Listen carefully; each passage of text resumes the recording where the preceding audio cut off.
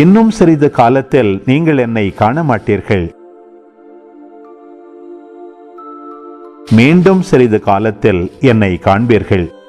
அப்போது அவருடைய சீடருள் சிலர், இன்னும் சிறிது காலத்தில் நீங்கள் என்னை காண மாட்டீர்கள், மீண்டும் சிறிது காலத்தில் என்னை காண்பீர்கள் என்றும், நான் தந்தையிடம் செல்கிறேன் என்றும் சொல்லுவதன் பொருள் என்ன என்று தங்களிடையே பேசிக்கொண்டனர். இந்த சிறிது காலம் என்பது என்ன? அவர் பேசுவது நமக்கு புரியவில்லையே என்றும் பேசிக்கொண்டனர்.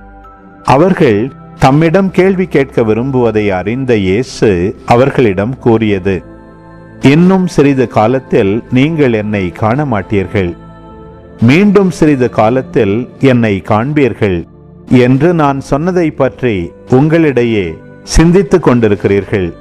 உறுதியாக உங்களுக்கு சொல்கிறேன், நீங்கள் அழுவீர்கள், புலம்புவீர்கள், அப்போது உலகம் மகிழும். நீங்கள் துயருறுவீர்கள், ஆனால் உங்கள் துயரம் மகிழ்ச்சியாக மாறும்.